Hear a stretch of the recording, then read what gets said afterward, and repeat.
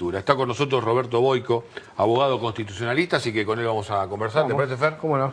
¿Qué tal, doctor? Buenas noches. Hola, buenas noches. ¿Cómo le va? Gracias por venir aquí al Sub y Baja. A ustedes, por favor. El doctor lo tomó con mucha sorpresa el fallo de Servini de Cubría, lo esperaba.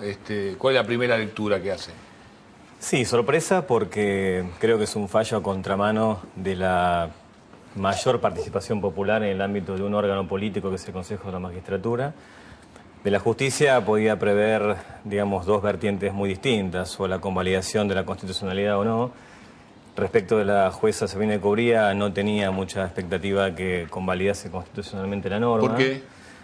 Porque me parece que hay en general una visión bastante corporativa y endogámica e inclusive introspectiva de la justicia, que creo que la doctora Servini de Cubría no es parte, no está fuera de esa visión.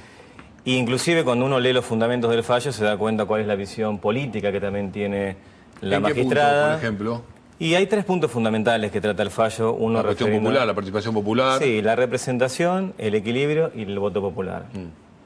Con respecto a la representación, primero quiero decir que es un fallo extenso, son 44 hojas, de las cuales hay alguna, podemos decir, profundidad en el análisis. No son como las otras cautelares que han sido realmente una suerte de digamos, decisiones muy apresuradas y con poco fundamentos. Milanesa con papa frita, sí. Sí, esta no, esta es una suculento. Se tomó digamos, su tiempo, sí. Servini, para sí, por lo menos tiene profundidad argumental, sí. más allá que no la comparte, pero la tiene. Sí, y hay tres puntos básicos de este tema. En principio, la representación, ¿no? Porque uno de los puntos que por lo menos la causa de Rizzo, presidente del Colegio de Abogados de la Ciudad de Buenos Aires, había planteado la representación. Y la Constitución en el 114 habla de representación. Entonces, la jueza, en un análisis que no comparto realmente y que en eso no fue a lo meduloso de la cuestión, equipara la representación jurídica con la representación política, inclusive diciendo que la nueva ley establece una representación tripartita en la cual el elector, el elegido y el representante, digamos, de la corporación que supuestamente representa a ese elegido es un triángulo que no digamos, está previsto en la Constitución Nacional. Y a lo cual hace la comparación con la representación civil. Una persona le otorga un encargo a otra, es un mandato, y la otra hace un negocio a cuenta de la persona que encarga. Ahora, la representación política como concepto no tiene nada que ver con la representación jurídica o el mandato civil. ¿Por qué? Porque en realidad cuando uno representa políticamente no representa ni al distrito, ni a la corporación que lo haya, en todo caso, alentado, representa a la nación en su totalidad, por lo menos en el marco de los organismos políticos que establece la Constitución. Por lo tanto, un diputado de la provincia de Santa Fe no representa a la provincia de Santa Fe, no representa tampoco a aquellos que lo han votado, ni tampoco al partido, representa al Estado argentino en el marco de la deliberación colectiva que es el Congreso. Por eso, esta equiparación entre representación civil y política me parece un desacierto. ¿Un diputado o un magistrado, dijiste? No, diputado. ¿Y qué pasa con un magistrado? Un magistrado también tiene que responder en el orden nacional también a su supuesta elección. Pero el magistrado, a ver, una cosa es el magistrado en su actividad jurisdiccional, sí. Y otra cosa es el magistrado en su actividad política en el marco del Consejo de la Magistratura. Sí. En el marco de la actividad jurisdiccional no responde nadie, responde únicamente al imperio de la ley y la Constitución. Y no, pero porque cuando hiciste todo el correlato del diputado pensé que ibas a hablar de magistratura, porque en realidad un diputado sí responde a su provincia, sí responde a la gente que lo votó, digo, en verdad. No. La representación política como concepto constitucional no implica que el diputado elegido por... No, está claro eso lo que decís, pero digo, él hace una propuesta hacia un determinado electorado que lo elige a partir de el planteo de algunas cuestiones y en muchos casos de planteos puntuales en lo que hace al lugar de procedencia, al lugar de pertenencia. Pero la gran diferencia tiene como un compromiso, digamos, con esa gente. Pero la gran diferencia es que el mandato civil, cuando uno incumple el compromiso, tiene responsabilidad. Bien. En el mandato político no. Por lo tanto, cuando alguien representa a un electorado que lo ha votado, al momento de votar distinta cantidad de leyes, todas las que se presenten en el marco del Parlamento, vota conforme su visión ideológica, pero no responde con su actuación en virtud de los otros, sino que responde al pueblo argentino en su totalidad.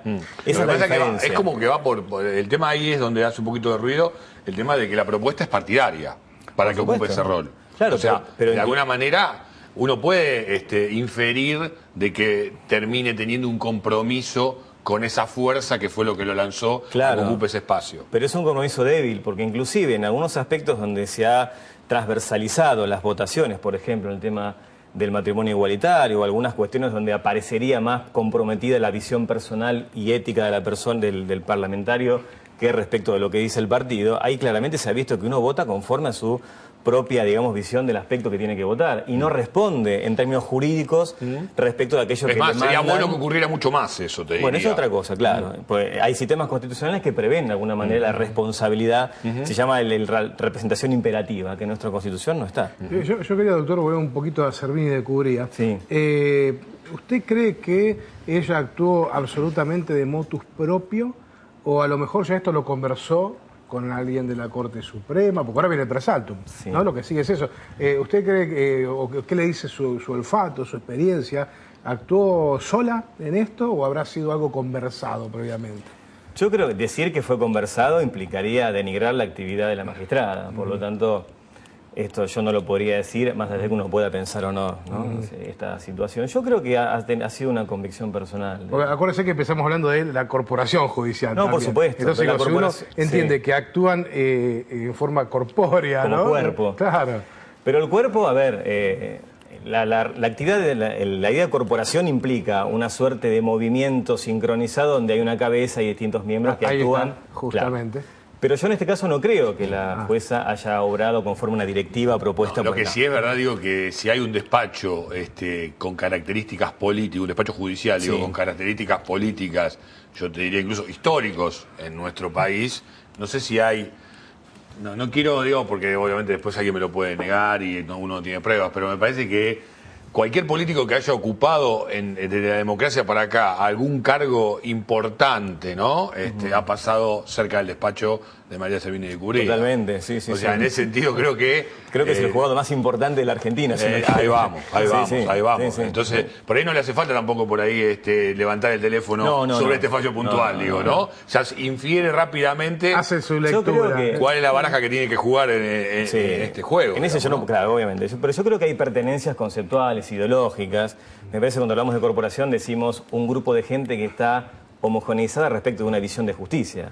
Y creo que mucha o parte de la justicia, pero no toda, porque después está también la otra, digamos, mirada de la justicia, que es la justicia legítima. Y muchos otros que no hemos hablado bajo ningún tipo de organización, pero también tenemos una visión bastante crítica respecto de la justicia, que tenemos otra visión. Por lo tanto, creo que Servini de Cubría, no puedo decir que actuó mandada por alguien o por... Yo creo que actuó con una convicción, creo que es una convicción equivocada, porque aparte se lee un poco en el fallo, ¿no? Que no hay una improvisación en los argumentos, No, claro son que argumentos no. que son controvertibles, obviamente, Pero trabajó.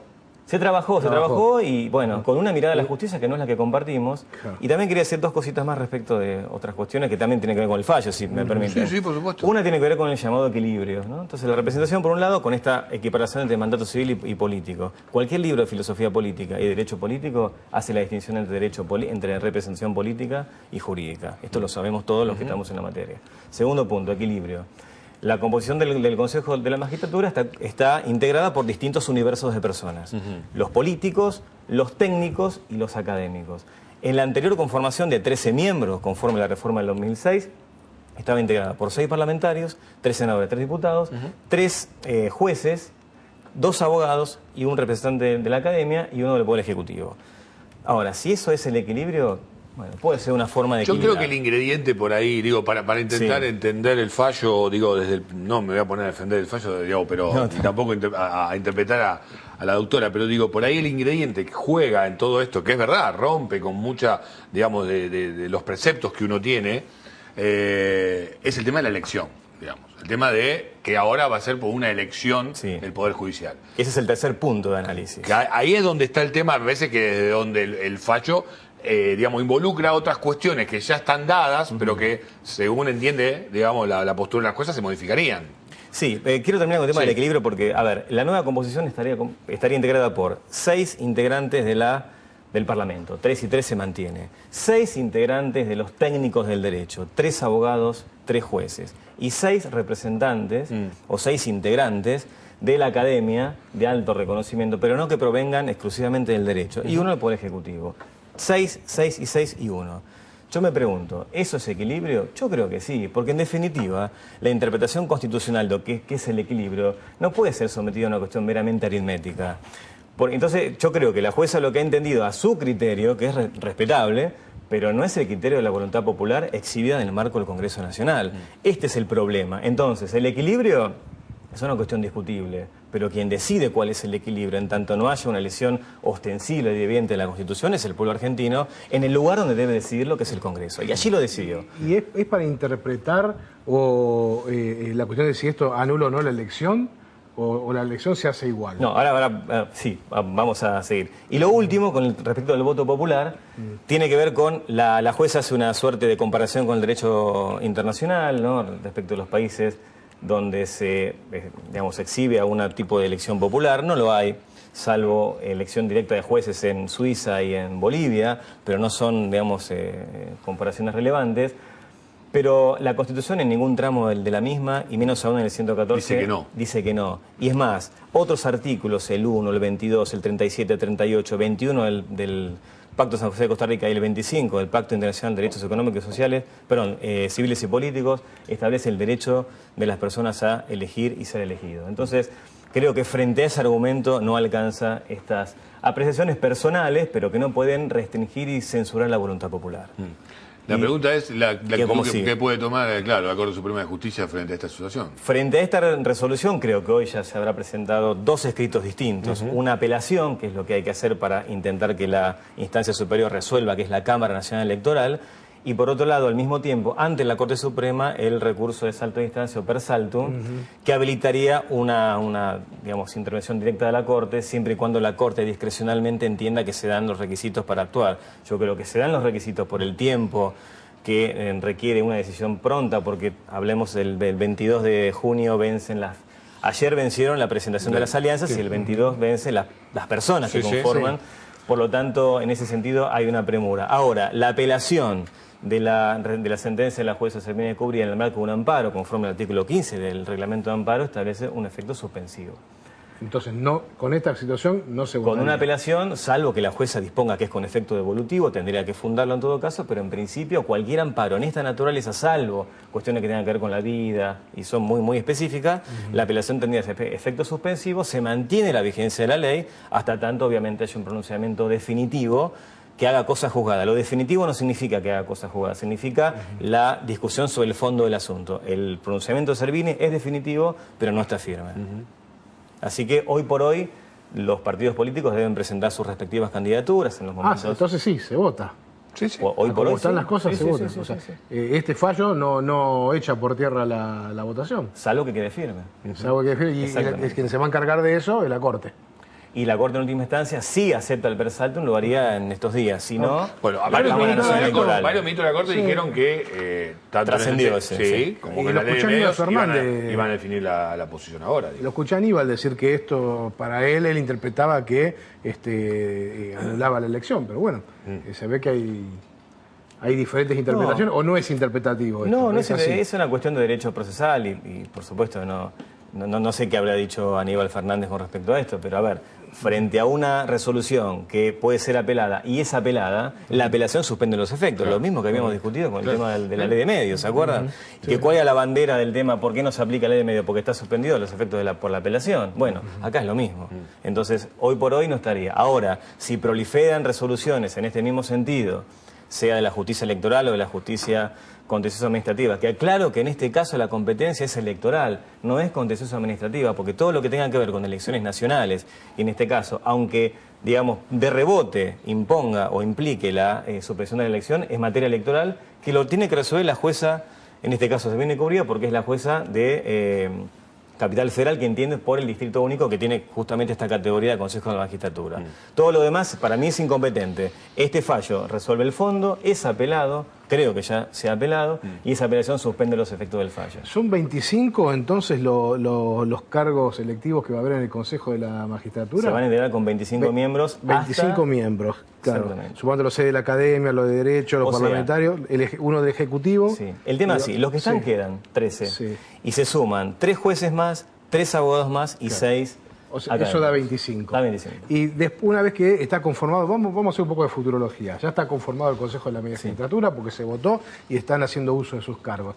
¿Cómo sigue la cuestión para elegir un juez? ¿Cómo estas 25 personas eligen un juez? Bueno, el sistema también que ha cambiado es el de mayorías, ¿no? Para tomar decisiones válidas. Con 19 miembros, que es como la ley prevé para casos ordinarios, no excepcionales como estos 2 años primeros, las mayorías son mayoría absoluta de la totalidad de los miembros. O sea que de 19 miembros, con 10 votos favorables, se adopta una decisión para constituir una terna.